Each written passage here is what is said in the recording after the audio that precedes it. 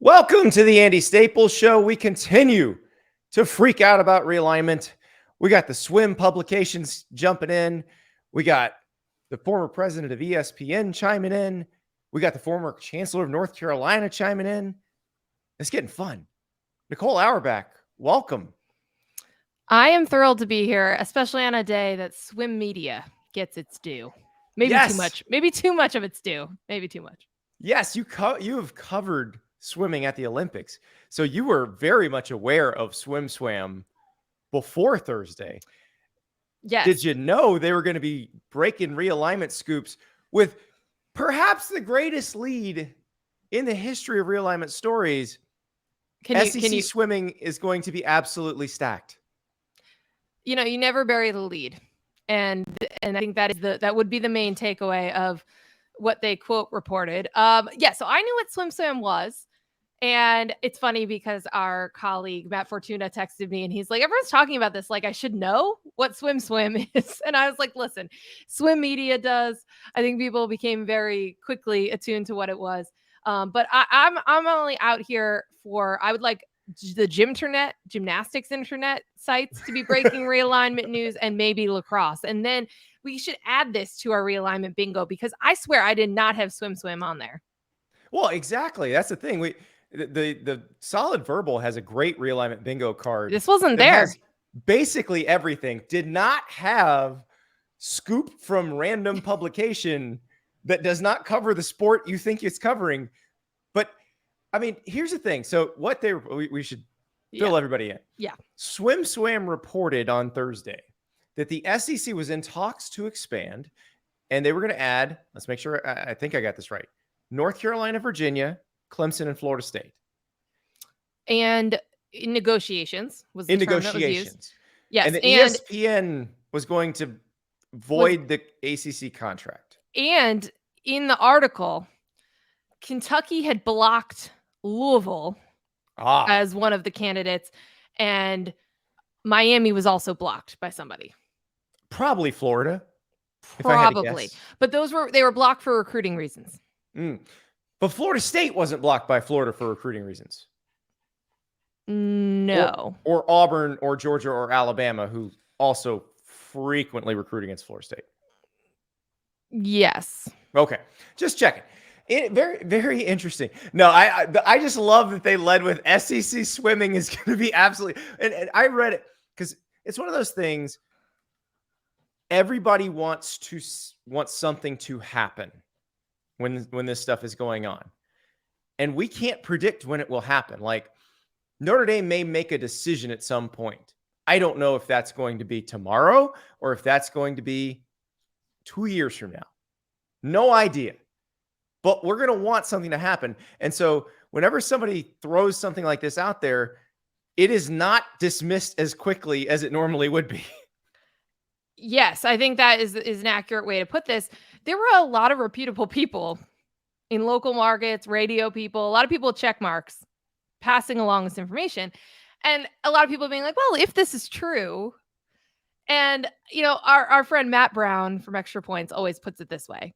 The regular people are probably going to break big news in your sport, even when it's realignment, or at least wait until the regular people who confirm things and break things also hear the same thing. So yeah, it was a bizarre place for it to come from. SwimSwam is like diehard swim audience reputable website. Very yeah. So I've covered a lot of events with them in the mix zone. Like they're posting a lot of post meet interviews. They do heat sheets, like the preliminaries, you know, who's favored to win things. They did a ton of recaps of different meets like nationals and smaller meets and the pro circuit. They go to Olympic trials. Like they do a lot of coverage of swimming. But again, like even though we're waiting and we're desperate for information, you still are going to get the best information from people who typically break the news, because they're the ones talking to the decision makers or one step removed from them. And as we know with all of this stuff, a lot of times coaches are the last to know. And that's where I think a lot of the rumors and stuff that doesn't end up happening comes from. It's just scuttlebutt among coaches of different sports. Well, I got to say, so somebody texted this thing to me right when it came out. And my first thought was, I am going to laugh my butt off if some swim coach at some school leaked this. Yes. And these guys got the scoop of the century. Now, nothing I've heard suggests this is true. They did, the way they picked the schools sounds good. Like, for instance, people in the SEC have told me they love North Carolina. They also love Virginia when you would expect them to love Virginia Tech. They like flagships. So that made sense. Clemson makes sense because it just draws a bunch of eyeballs. Florida State, same thing. So it made sense, but it was crazy. No, I want Inside Lacrosse to report this next. Right next to, have you ever seen Inside Lacrosse's all-name team? Yes, I have. It's got like Holden Wapplethorpe III, attack from Johns Hopkins. I've also just got to say, like, again, inside journalism stuff. If you go to SwimSwam's website right now, it is not the lead story. Well, FINA did something today. No, it's about Romania on a middle winning streak in front of the home crowds at the Euros Junior Championships. That's what I'm seeing as the top story here. Wow. So they're covering things from Clemson to Bucharest. Absolutely. They absolutely are. But, you know, I do think, to your point, and this is, we like to poke a lot of fun at some of this stuff, but it is a wild time. Like, after something major happens, I mean, I'm thinking back, again, it wasn't that long ago. It was like 11 months ago.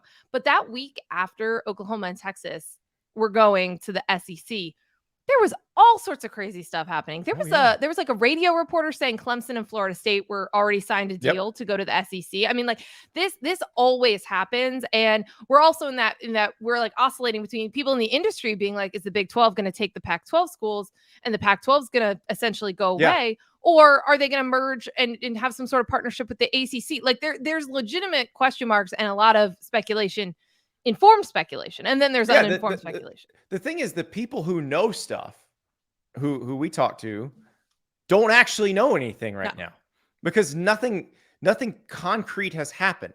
Like, if I had to guess what the next concrete thing will be, I would say it's Notre Dame making a decision to either do something or wait. Yes. And say, you know, we would like to put this decision off until a time in the future. But that's probably it. I don't know. Something with the Pac-12 schools. I was going to say there could be some movement on the Pac-12 side. So there could be something comes to fruition with this partnership with the ACC. Like, I need you to explain this to me like I'm a 2-year-old. I have a lot of questions about it as well. Okay. To me, I'm not the only one. Okay. To me, it sounds like the alliance all over again, but 2/3 of it. The two leagues that didn't, one of them didn't just take the other flagship schools from. So I'll set it up and then I'll explain where my questions are. But I think the idea is that there would be some sort of like TV partnership. Pac-12 and the ACC, it would involve some scheduling. It would involve viewership and kind of like, you know, reaching more audiences on both coasts. I think the Pac-12 is exploring opportunities that would keep itself together. So it is looking at this was part of the reason that they opened media negotiations up. I think then you get to see what your value is. We still have Oregon and Washington. You still have these schools and you want to present all your options to your members that might, you know, be exploring other options. But also then you can lock people in. Yeah. You can tether people to each other. And that's part of why we've had these conversations about the ACC all week. ACC has this grant of rights that's tied to its media deal. That's why it goes to 2036. So, like, I get it from the Pac-12 standpoint, exploring options that would basically force the Pac-12 schools to recommit to each other contractually. ACC, I'm not sure what the benefit is. So here are my questions, Andy.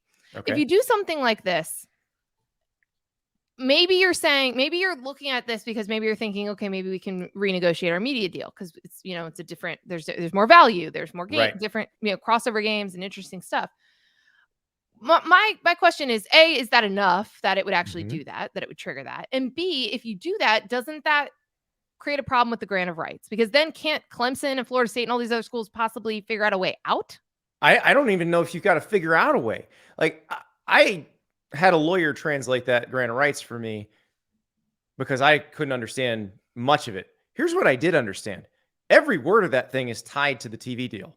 Right. So why If would the you TV touch deal your doesn't TV deal? exist, I don't think you'd have to hire anybody above like a Lionel Hutz quality attorney to say that the grant of rights is no longer enforceable if you've ripped up the TV contract. So that's my question on that front. But okay. So here in terms of next steps, I think you got to see what is this? Like let's crunch the numbers. Let's actually like it's a concept now. So there is some actual money involved in what I think they're trying to do here. And what it sounds like they're trying to do is basically put the Pac-12 tier 3 events on the ACC network. Because when you think ACC network, you think Spurtle and Pac-12 football. It's exactly what you think. And well, they canceled Packer and Durham. So I'm very disappointed in all this. But so that would give them a thing that is distributed, like ACC network is on YouTube TV. It's on a bunch of the other streaming bundles. So it would give access to those events to a lot of people. Pac-12 network is not on those. So there's that. There's also the possibility of getting real money out of this.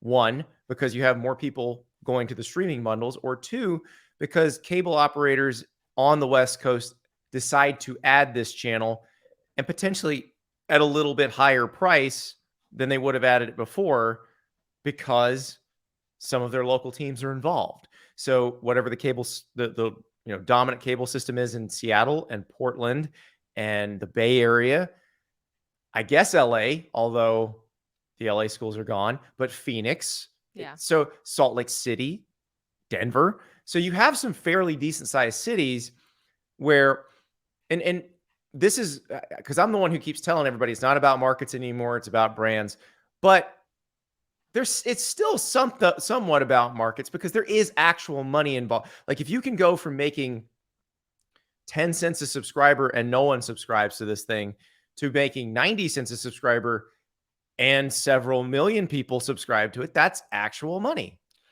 So here's another wrinkle to this, because I know you love talking about the TV implications of this. Fox is a partner with the Big Ten. Fox has a role in what just happened with USC and UCLA. So when you're opening negotiations as the Pac-12, I don't know if you're really thinking Fox is going to be a big player, right? They just I think you're thinking they're program. out. You think they're out. So then who owns the ACC network? Who ESPN. has all of these relationships? ESPN. ESPN. So I think that is an important layer to this about like the dynamics here of just if you saw what just happened with Fox, not going to be a factor in your negotiations. Talking to a league that has exclusive rights with ESPN, has a network through ESPN. Well, and ESPN has a very nice cost-contained asset in the ACC. They are sure of what the ACC will cost until 2036. It is a great deal for ESPN. Yes. Like that's what the people, and this is where the SwimSwam story lost me. ESPN would never try to help Clemson and North Carolina and Virginia and Florida State to the SEC, because who has all the SEC's rights starting in 2024? ESPN. But for how much more? So you essentially double the price for each of those schools. So you're now paying for 4 ACC schools what you were paying for 8 ACC schools if you put them in the SEC. It makes no sense because they have a great deal.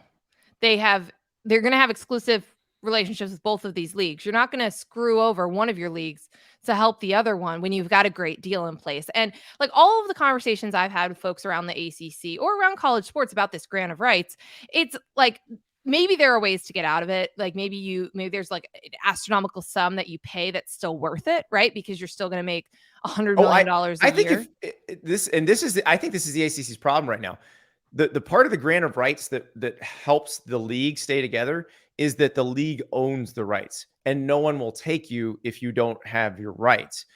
But if they were willing to let you buy back your rights the cash cost, if you go to the Big Ten or the SEC, you're still making more money. Well, you'll make it back very quickly. whatever that fee is, whatever astronomical fee that is. So there's a couple ways. So that, and then, do you have some schools that want to leave? Do they try to like sue? And do you see legally what this grant of rights is and what it holds up? But there's no scenario there where ESPN voluntarily voids a contract that is very ESPN friendly. And in order to make it more expensive for them and their other for property, ESPN, right? For ESPN, and would again undercut the ACC, which you own exclusively. Exactly. Nobody wants the ACC to stay together at the current price point more than ESPN. Yes. That's the part you got to understand. I know everybody wants to think ESPN and Fox are these evil string pullers, and there probably has been string pulling that has happened. But they're also running businesses, and they're not going to voluntarily double their costs for a certain asset if they can get away with it. It's just, they have both of those leagues. Like, that's the part. It doesn't make sense. And again, it sort of reminds me, and I don't think you can say it enough, and I know you've said it, but when you're talking about adding schools at this juncture, and in general, they need to bring enough value that when you slice up the pie again, you're not taking the current members and giving them less money. Like, you're not, you don't want them to have a pay cut. So all of this stuff is still like has to make sense financially. You can't just say, well, they're going to do that because it's better games, or, well, you can just add 4 schools. Like, you have to divide things up more by the more mouths you have to feed. So just, again, all of these things that are basic, we kind of lose sight of because CFB Twitter goes nuts over any potential scenario, or people want to draw out their own realignment scenarios and email them to us, which, again, very entertaining. I read them, but that's different than, again, just being like, why would ESPN voluntarily give up a contract that is really friendly to ESPN? Well, I'm glad you mentioned all the realignment scenarios that we get emailed and sent on Twitter, because we listened today to someone who sounded like all of those people, except the difference is he used to be able to create these scenarios, or at least take a big role in them. John Skipper, the former president of ESPN, he was on the Dan Levitar show with Stugatz and explained a lot of this, and explained what his thinking would be if he were running some of this stuff. I would be calling around to see if there's going to be 4 super conferences, which I think there will be, of 16 or so teams. How about we create 4 super conferences and do our own basketball tournament? Look, there's no bounds to the avarice of these schools and their intent to compete. And somebody someday is going to look at that. I don't know. You're getting somewhere north of somewhere between $800 million and $1 billion that get paid out every year to the participants in the NCAA tournament conference. If I was the ACC, I'd be thinking hard about how I could keep more of that money by creating a big conference-only basketball tournament that kept all that money. I'd also think that if you created 4 16-team conferences, you'd have 32 bowls, and every team in one of those conferences would go to a bowl. And you might even use those bowls to play the first round of a very expansive college football playoff system. So there are plenty of ways to get more money, in addition to trying to figure out what can be done with Amazon and Apple. That is former ESPN president John Skipper on the Dan Levitar show with Stugatz. John Skipper likes participation trophies. Man, he wants everybody getting a trophy. But he's not wrong about the basketball tournament thing. I've always said if the power conferences really wanted to squeeze everybody down the line and get what they wanted, they just threatened to take the NCAA tournament and go home, because you can say you can't have the NCAA tournament without Cinderella, but that's not true. You really can't have it without Kentucky and North Carolina. So it's better if you have both, if you have Kentucky, North Carolina, and Cinderella. But the football part of it, he sounds like all the people who sent tweets at us going, you know what they should do? 4 super conferences of 16 teams. Well, here's the problem, though. You now have 2 conferences that have 16 teams, or will have 16 teams. Their quality is significantly different than any other 2 16-team leagues you could make with what's left. I was shocked that that was something that was said today. I mean, if you want to say that when Texas and Oklahoma are still in the Big 12 and USC and UCLA are still in the Pac-12, we can have that conversation. But we're not in a scenario where there's 4 equal players. And we're also not in a scenario where people think the SEC and the Big 10 are going to stop at 16. No. So I like that, just that part felt a little outdated. That thinking presumes that Alabama or Ohio State cares what happens to Iowa State. And I don't think they do. I don't think, when was the last time you think people made decisions in general based on the betterment of the whole? Like all of college sports as a whole, people saying like, this is for the greater good. Ooh, I don't know. It's been a while. It's been a while. Yeah. I mean, so they try, and after the Supreme Court case in 84, they tried to sell their rights as the CFA, but they couldn't get everybody on board. You know, if they'd have done that, they'd have been probably a lot closer to what they are headed toward now. I think if the Big Ten had been involved in that and some other in other leagues and it hadn't broken up, because I believe Notre Dame leaving and the SEC leaving broke it up. I think they would have been closer now to because what they're going toward now is something that looks more like the NFL. And you can say, well, there's already an NFL. Why would I want to watch another NFL? But all I would say is look at the ratings for the NFL. People seem to like it a lot. People also seem to like college football no matter what's happened with realignment over the last decade, right? Right. Like it hasn't fully, like we can talk about, you know, the stuff that we love about college sports and about the rivalries that are for like an ugly looking brown jug, right? And all these weird things that require people to be in the same area or in an office where half your office went to Michigan, half the office went to Michigan State, and that there's bragging rights for a whole year. Like we can talk about what has been so important and specific to college football. But all of these other moves, West Virginia being in the Big 12, all these things have happened and people continue to watch and people continue to consume. Remember all the hand-wringing exactly a year ago about NIL? Ratings were great. People watched. People will still watch college football. So you are continually moving and moving and moving towards an AFC and an NFC model where, you know, it's a collection of schools that play each other and there's a champion comes out of them, but it's not the same as like a regional league, a conference, a division, even because even in the NFL, you don't go from LA to New York in the same division. So it will be a little different. We need Vanini on here. We need Chris Vanini on here because I just figured out what this is. This is pro wrestling. This is Vince McMahon consolidating all the regional shows into one big show. Okay, does this mean, I don't know enough about wrestling. You can ask Chris when you have him on. Does this mean that we get to predetermine the outcomes to the games? I mean, if you read Twitter, they're already predetermined. The SEC refs are rigged against somebody. Florida State has always believed the ACC refs are against them. Who in the Big Ten is convinced the refs? Pretty much everybody.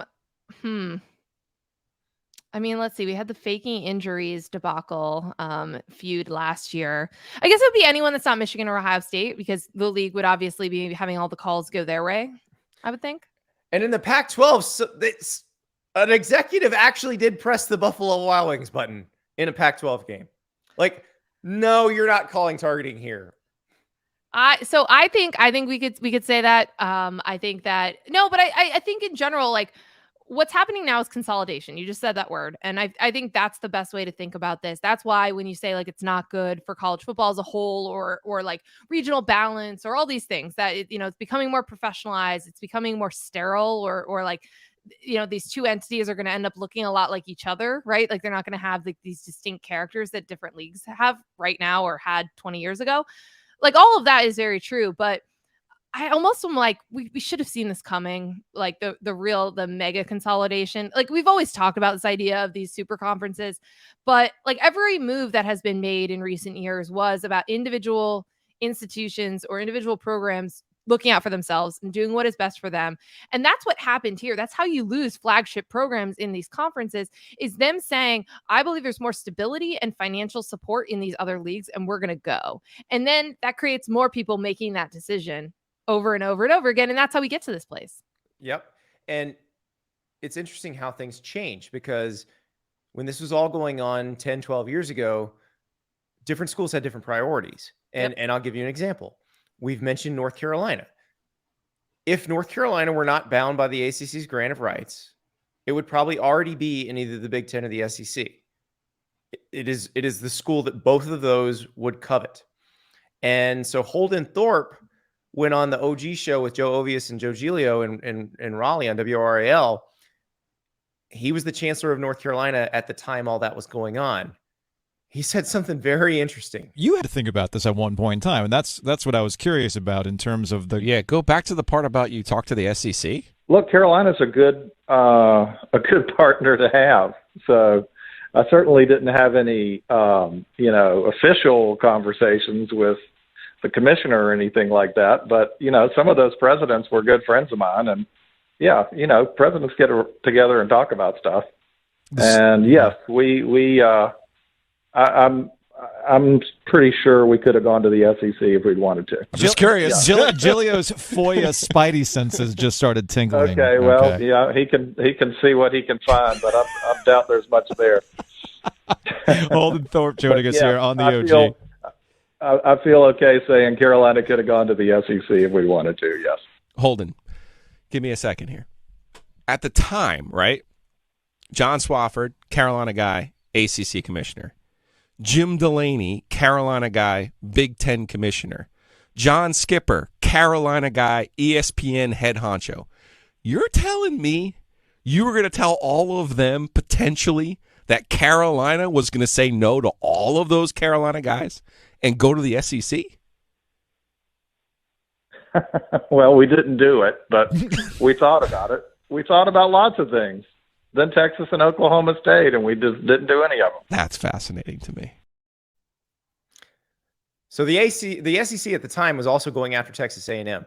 So there's your answer. It would have been A&M and North Carolina had A&M said yes in 2010 and North Carolina been willing to say yes, instead of A&M and Missouri coming on, deciding in 2011 to come in 2012. Wow.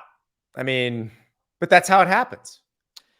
It's also a good reminder of when people, it's the same thing with head coaching jobs, right? Like, we got our guy, like we only offered the job to one person because you only offer something you know is going to be accepted. So it's just another tip as you see things floating around on Twitter.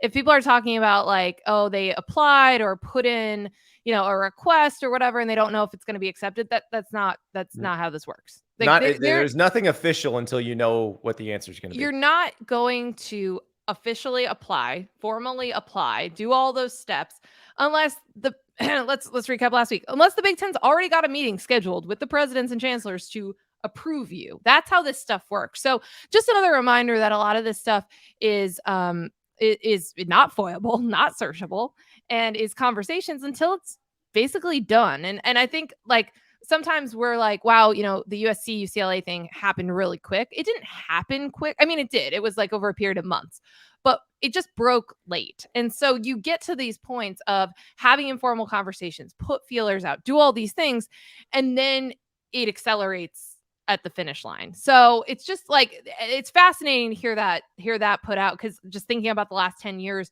of college sports realignment and just sort of what that would have meant. But this is where we go. You end up with kind of strange bedfellows. And then you also have other situations where, like, because of realignment for other reasons and priorities a decade ago, Rutgers and Maryland are in a great position as we head into this, where we're seeing that stratification in a lot of these other conferences where the top of the schools are the ones we're talking about. Everyone's coveting them. Everyone wants them. They have enough brands. But if you're any school in the SEC or the Big Ten right now, you're also sitting really pretty. So it's like, because of decisions that were made X amount of years ago, you have people in very different financial places. And Holden Thorpe is an interesting one, because at the time, North Carolina's attitude was, we just got this league together in the ACC. We just got it where we wanted it. Let's figure out how to keep this thing together. And so that's why when they lost Maryland to the Big Ten, they all freaked out. The schools of the ACC freaked out. and they wanted nothing but security. Now, like I remember Florida State had a regent, excuse me, who shot off at the mouth and said, hey, we could be in the Big 12 tomorrow. But Eric Barron, who was the president at Florida State at the time, wanted no part of that. He wanted no part of moving. He wanted to be in the ACC. And so a lot of those presidents got together and they decided to do this grant of rights deal in 2013. They extended it again in 2016. They wanted stability and security, and they were willing to sacrifice money for that. They just didn't understand how much money they were actually sacrificing. It's really fascinating because that so much was tied to this deal that ESPN and the ACC made in 2016 that I don't know. And again, the world has changed quite a bit in the 6 years since, but I don't know that got enough scrutiny at the time, that it was locking into a really long-term deal that essentially depreciates in value. And again, I mean, you sign away your rights for a really long period of time, makes it really, really difficult to be nimble. And again, I don't know that you're anticipating you're going to get to this mega conference era, or again, that you're going to be looking at projections where SEC and Big Ten schools are making like $40 million per year more than schools in these other leagues. Like, I don't know if you see that. But you look back on this, and hindsight is 2020, and just there's so much tied to that deal that we're seeing the repercussions of now. You're seeing a lot of people killing John Swofford for it. And yeah, he probably should have advised them, hey guys, are you sure you want to lock in this long? Do you understand that another bite at the apple might get you more money down the road? But they wanted this. The schools wanted. That's why I'm not as sympathetic toward the ACC schools when they say, "Oh, we." And you and I talk to people who are like, "We got to get out of this thing. We got to figure a way out." Your leaders wanted this, and they got what they wanted. So that's your problem. Now, I will say though, a piece of that was having your own cable network. Which it's funny how things change. 10 years ago, that was the most prestigious thing you could have. And now it's like, you could have it or not. It's not a big deal. Well, or now the Pac-12, could be on the ACC network. Well, and that's what I'm saying. That's what I'm getting to, because if you're the ACC schools, you're like, whoa, we got to share our network, the Pac-12 now? What is this? This is not what we were sold. Andy, are there what are of the outcomes that the Pac-12 could have here? Okay. What would you do? I actually think they're in the worst position, because they've got to get Oregon and Washington to agree to something long term. When if you're Oregon and Washington, unless the Big Ten explicitly tells you no, the answer is no, and the answer will be never, you don't want to do anything long term. Which the Big Ten's not going to say that it's never. No. They're not. There are reasons that it was only 2 schools in this wave, right? And it's fine, but that's absolutely not a never. I mean, Oregon and Washington are valuable properties. They are. And so here, this is I think is your problem if you're the Pac-12, because they're yours and they belong to you, or you think they belong to you. You're going to say, okay, guys, we 10 must decide to lock in long term for the next 8, 9, 10 years, and we got to sign it in blood. I can't imagine the Pac-12 saying to Oregon and Washington, listen, you can pitch in with us, but if the Big Ten calls, we're cool with you leaving. Like, I can't imagine the Pac-12 saying that. However, if I were the Big 12, that is precisely what I would say. Oregon and Washington, come on. We will put a clause in our TV contract, and if we have a grant of rights in our grant of rights that says, just like when a coach has an out clause for his alma mater, if they call the Big Ten and the SEC, you can leave. So, okay, so let's walk through that. So the Big 12 is doing that in order to get the Arizona schools, Utah and Colorado, and essentially because if they get Oregon and Washington, they'll get all of them. Yes, and essentially you survive the battle of like which league survives, right? Like you survive in the Pac-12. You live to fight another day, essentially. You live to fight another day. It's obviously short term. Right. But you're just it's about a short-term decision. What is the Big 12 if not short term? The Big 12 The Big 12 is all the Big 12 is the Southwest Conference and the Big 8 shacking up. That's what it is. And then it became something different as they added some more schools and lost some schools. But change has been constant throughout the history of that league. What do they care? I think that's a fair point. I mean, I think that Big 12, and I don't mean this in negative because there's benefits to this, but it's like almost a strength in numbers thing. Yes. And that's the thing. They added for the sake of adding last year. They got, obviously the best schools from the American and BYU, but like that's a numbers game that they were playing. But if you get Oregon and Washington, that's your bait. And also, I'm not even sure you need Oregon and Washington to bait those other ones, because the longer it takes for the Pac-12 to solidify, the more nervous you get if you're Utah, Colorado, the Arizona schools, Cal, Stanford, and you start wondering, wait, can we just get some security? Well, right now, if you are the Arizona schools, Utah, and Colorado, you are obviously exploring your options. It's nice to feel wanted. All of those things are good.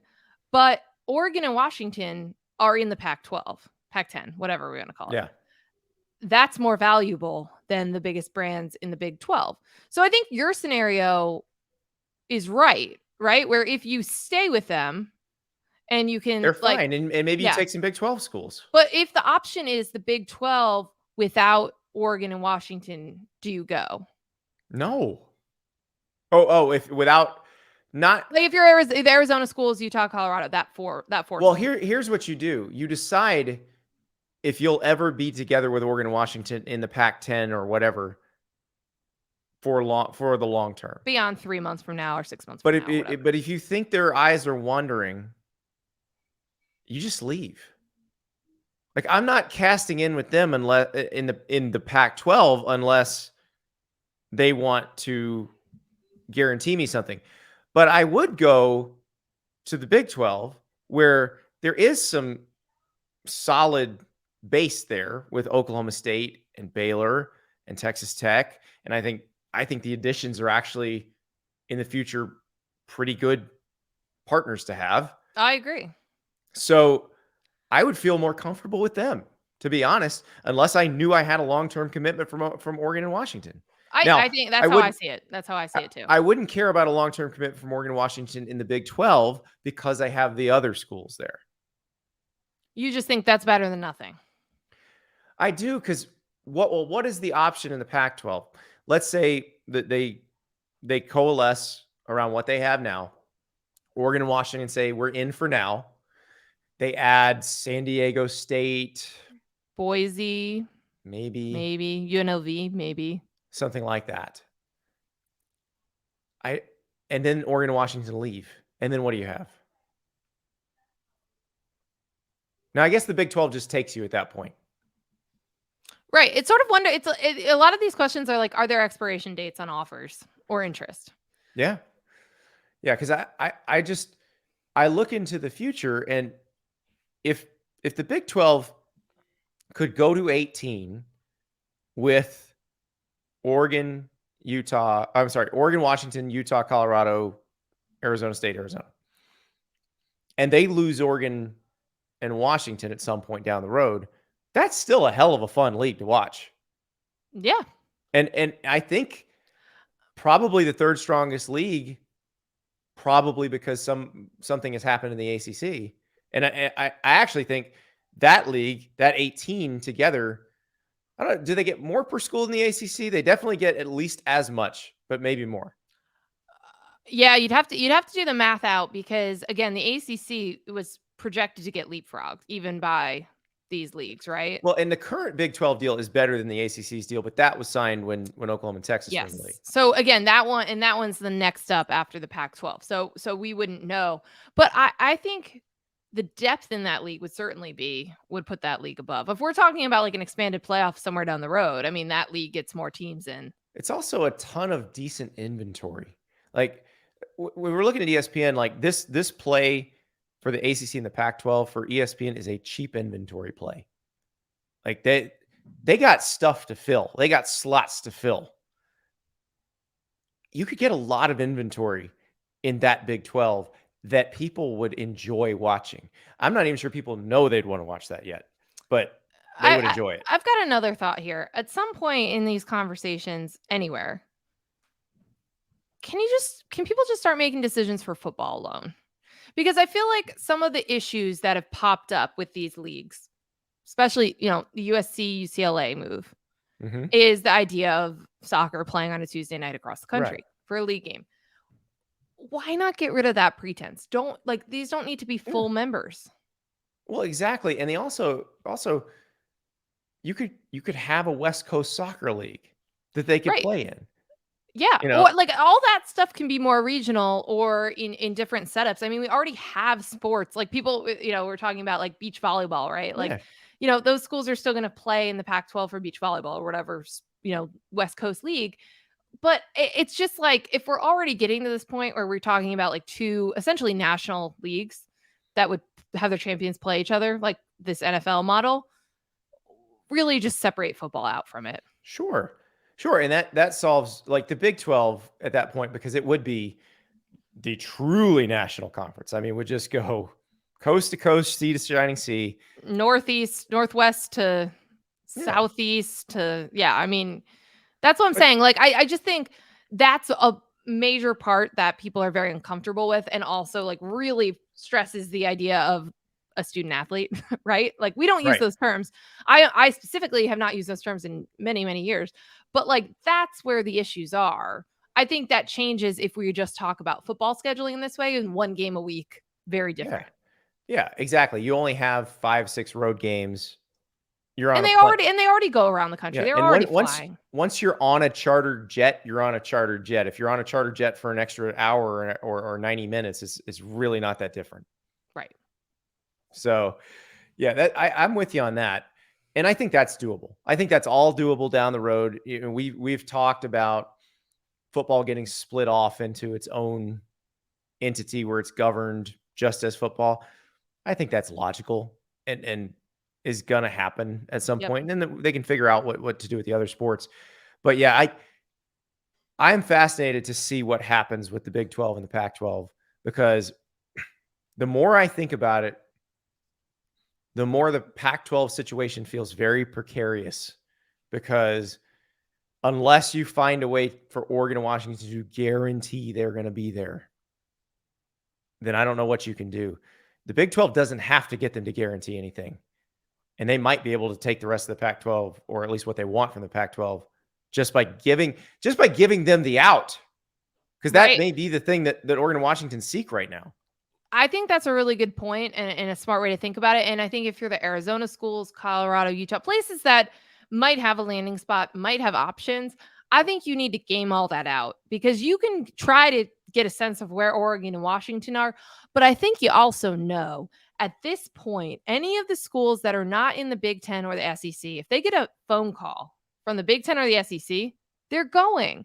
Yeah. So I don't think you could ever, you're not going to bank on them staying in a league, especially in your scenario here. If like what is being asked contractually, we're literally talking about how can people get out of a very solid contract, grant of rights in the ACC that's supposed to go for another 14 years. I mean, so like you're going to need to be thinking, almost assuming the worst out of everybody that you're dealing with, right? Because you got to do what's best for you and not believe that someone's going to do this. We've just seen so many people do that, right? Like, the public commitment is to a conference, or again, they've been working on things for the months without, and then it comes to light. Like, you just cannot assume that other people saying that they're committed to a league today is going to hold tomorrow, is going to hold, a year from now. So I just think you've got to assume that stuff when you're looking at that. And maybe that does mean you jump without certain parameters or without certain partners, because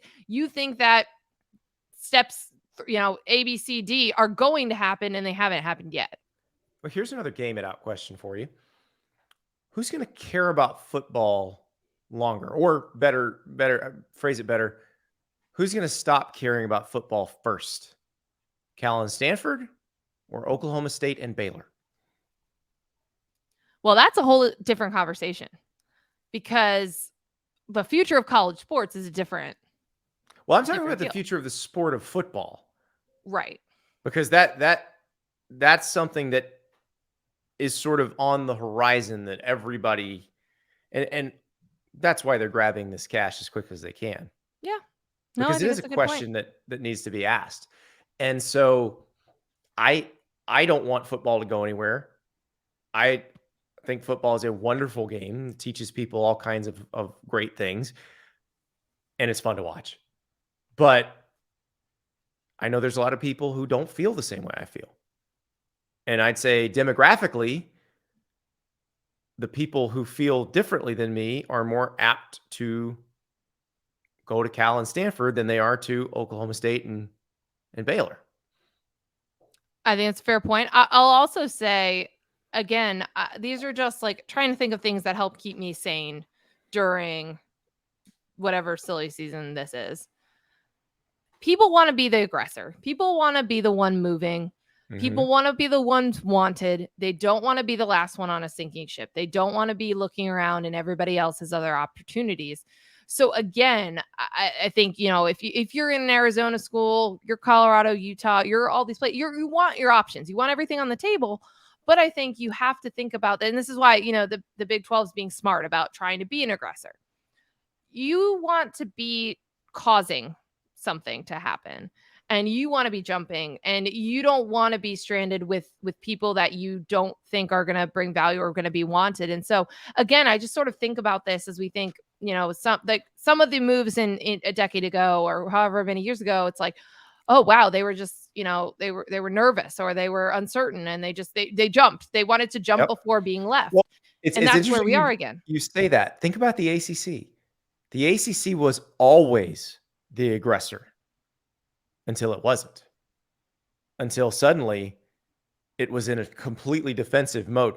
You know what the ACC is? It's in 300 when they do the shell with their shields. That's where they are right now. That is where they are. And it's like the grant of rights is just like all the shields. It's like written out on the tops of the shields. But also like, so I'll even tell you this. The Big Ten just made the big splash move, right? Like we're a week out from that. Yep. And I'm already talking to people in that league who are like, we can't just, be satisfied with this. Like we want to stay, we can't let someone else do something that we don't know is happening or like that is going to, take away a potential school that we're interested in. Like we have to be proactive and also defensive and also like all these buzzwords, right? Yeah. But it's the same concept because they just made something happen that seismic, sent shockwaves through the sport. But even they're worried that what if the SEC gets some of the targets that are on their next wave and their next list of targets, right? Like, so that's part of this. I want to say game. It's not a game. Obviously, there's really high stakes here. It's the Game of Thrones. I mean, that's what it is. If we're comparing it to a fictional game, it's that game. You win or you go broke. So I mean, that's what it is. Nicole, I'm going to say what I say when we end these podcasts during realignment times. I hope that nothing happens between now and the morning that makes all of this wrong. I really worry that that's going to be a jinx one of these times, if not right now. But yes, that's how I've been ending a lot of my interviews. I'm like, this holds for exactly as I feel it right this second, but everything could change. This stuff changes really quickly. But again, be sure to be following SwimSwam news for all of your college football realignment. And the SEC is going to be absolutely stacked in the pool. That's all we need to know. There was a lot of swimming analysis in that post, by the way, if you read all the way through. There was a lot about like Virginia women's swimming, which is pretty dominant, I'll just say. My eyes might have glazed over at that point. It might have been the chlorine. I don't know. But we'll see. Nicole, it's been a pleasure. You have a book club to host. Can't wait. I do. I'll talk to you soon. We'll talk to you on Monday.